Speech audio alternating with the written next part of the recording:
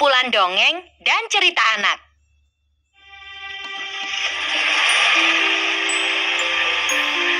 Kisah Mimi dan Payung Bu Guru. Di sebuah rumah sederhana, tinggallah satu keluarga kecil yang baik dan jujur. Keluarga ini terdiri dari ayah, ibu, dan seorang anak bernama Mimi. Mimi adalah gadis kecil yang manis dan periang. Kisah Mimi pun dimulai di suatu minggu pagi yang cerah. Ibu meminta tolong sesuatu kepada Mimi. Mimi, bisakah kamu kemari sebentar, Nak? Iya, Ibu. Ibu minta tolong kembalikan payung ini pada Bu Guru Ana ya. Siap, Ibu. Ibu berpesan agar Mimi menjaga payung tersebut. Mimi, hati-hati di jalan ya. Dan jaga baik-baik payung Ibu Guru. Tenang saja, Ibu. Serahkan semuanya padaku. Mimi pun bergegas pergi mengantar payung ke rumah Bu Ana yang juga merupakan ibu gurunya di sekolah. Dalam perjalanannya ke rumah Bu Ana, Mimi bertemu dengan Sinta, teman sekelasnya di sekolah. Itu kan Sinta. Sinta. Rupanya Sinta hendak bermain. Mimi pun tertarik dengan boneka beruang yang dibawa oleh Sinta. Hai, Mimi. Wah, boneka yang bagus, Sinta. Ini hadiah dari nenekku. Kamu mau main bersamaku? Tentu saja aku mau. Ayo kita bermain bersama. Mimi dan Sinta pun pergi ke taman untuk bermain dengan boneka itu. Seketika Mimi telah lupa janjinya kepada ibu untuk mengembalikan payung Bu Ana. Sesampainya di taman, Mimi memakai payung Bu Ana untuk menaungi boneka beruang itu. Sedangkan Sinta menyusun dedaunan kering untuk dijadikan alas tidur boneka. Setelah selesai, boneka itu ditidurkan di atas tumpukan dedaunan kering. Halo. Sinta berpura-pura menjadi seorang ibu dan Mimi menjadi seorang bibi. Mimi pun terlalu asik bermain hingga lupa untuk mengembalikan payung Bu Ana. Hari pun semakin siang. Saat itu angin bertiup cukup kencang. Tiba-tiba saja payung Bu Ana terbang terbawa angin. Ah, payungnya. Hah? Aduh, bagaimana ini? Ayo bantu kejar. Mimi dan Sinta pun terkejut dan langsung mengejar payung itu. Namun, karena hembusan angin tadi, payung itu terhempas cukup jauh dan terbang tinggi. Mimi, payungnya mengarah ke sungai. Payung itu pun turun dan menggelinding ke arah sungai. Mereka pun tidak berhasil mendapatkan payung itu kembali. Payung Bu Ana telah hanyut terbawa arus sungai. Mimi pun pulang dengan tertunduk lesu.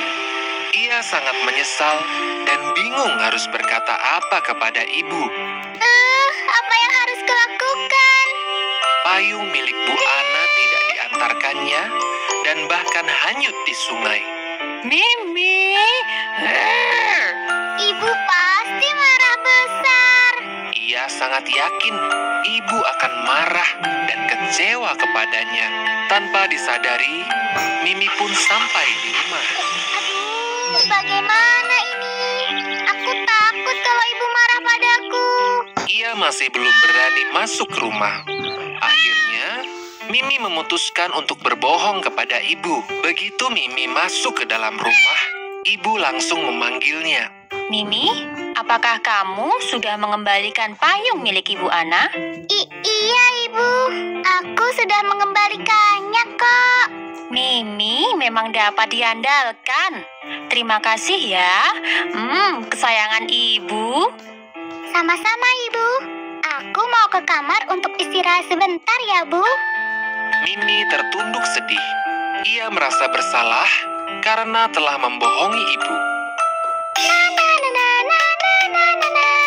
Seiring berjalannya waktu, kejadian tentang payung itu segera terlupakan oleh Mimi. Sampai jumpa semuanya. Sampai jumpa, Mimi.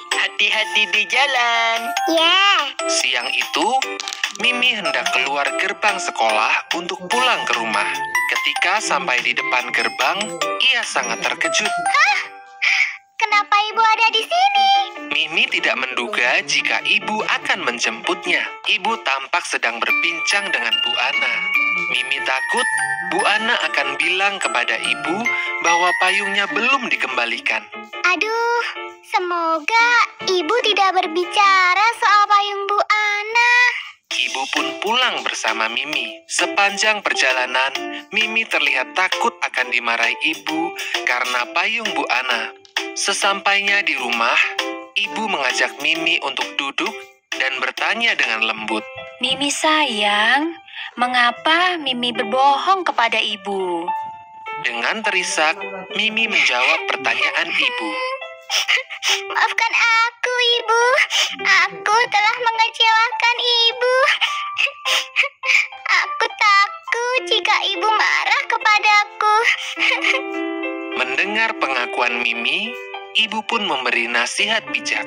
Sepahit dan sesakit apapun, Mimi harus berkata dan berbuat jujur. Jangan biarkan rasa takut mengalahkan kejujuran kita. Terima kasih, Ibu. Mulai sekarang, Mimi akan selalu berkata jujur. Ibu sangat senang Mimi telah sadar dan mau mengakui kesalahannya. Mimi juga berjanji tidak akan pernah mengulangi kesalahannya lagi. Nasihat dari cerita ini adalah berkata jujur, walaupun itu pahit, justru lebih baik daripada berbohong. Kebohongan akan menimbulkan ketidaknyamanan pada diri sendiri. Yuk dukung Riri dengan menekan tombol subscribe.